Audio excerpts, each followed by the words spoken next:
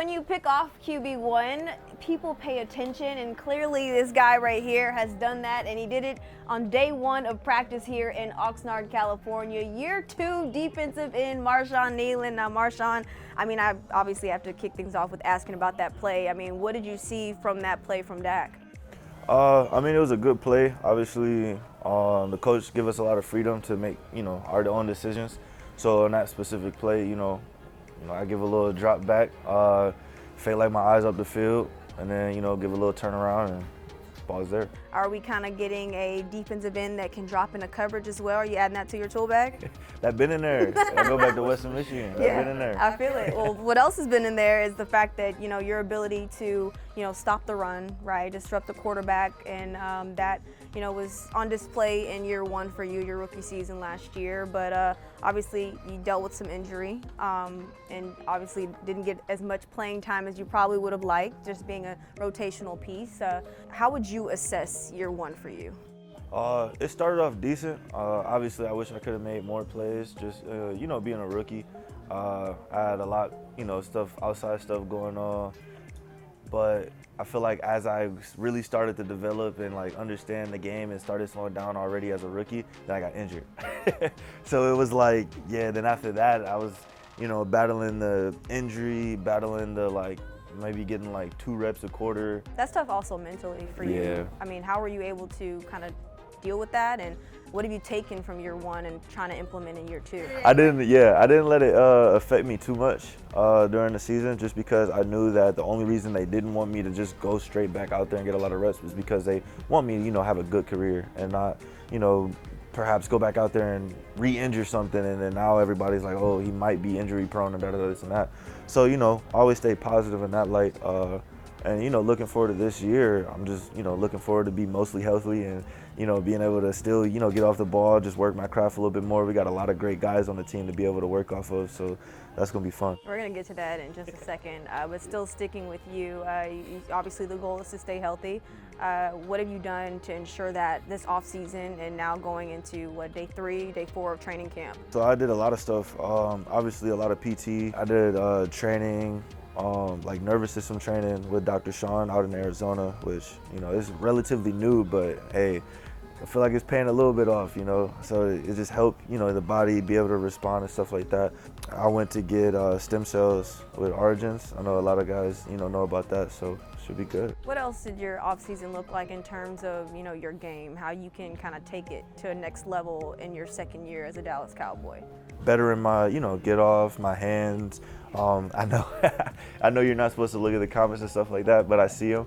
And a lot of people are, they watch the game. They're like, okay, I let people hit me and this and that in my game just because of how violent I am, and I'm always going in and straight hitting people. So I've worked on not being so, I want to just hit somebody type of thing and being more, okay, let's throw some quick game in there. Let's throw some hezzies. Let's get outside. Let's, work a move instead of just bull.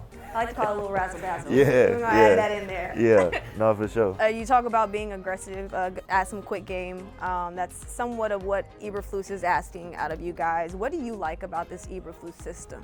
I love this system. It's attack front, so it's no more, reading. You got to read this. You got to see what they do and then react off that, which, it was good.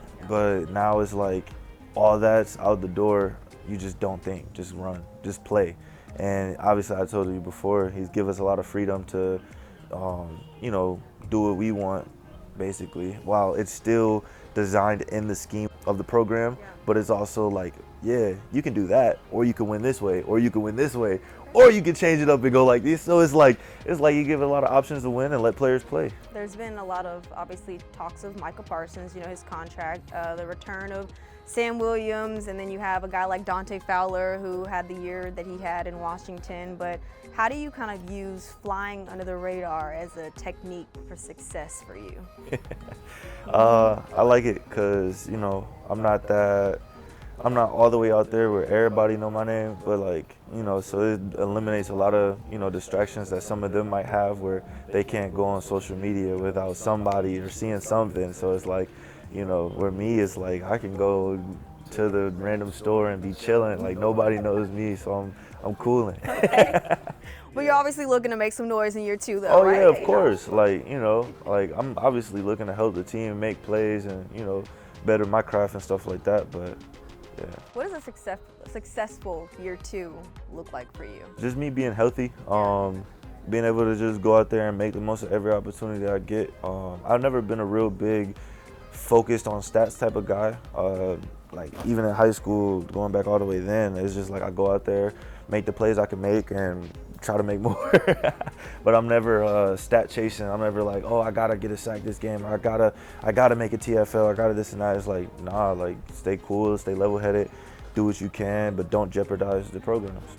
What's the competition been like within the room of you guys? Because I know like CeeDee Lamb talks about him and George Pickens push each other. Do you have anybody in that room that you guys kind of make sure that you hold each other accountable and also push each other? Yeah, so I feel like it's a collective group between all of us because all of us in the room are athletic, all of us are fast. Obviously with Coach Eberflus, he wants us all running around on the ball, so obviously everybody knows Sally. He's a guy that's going every single down.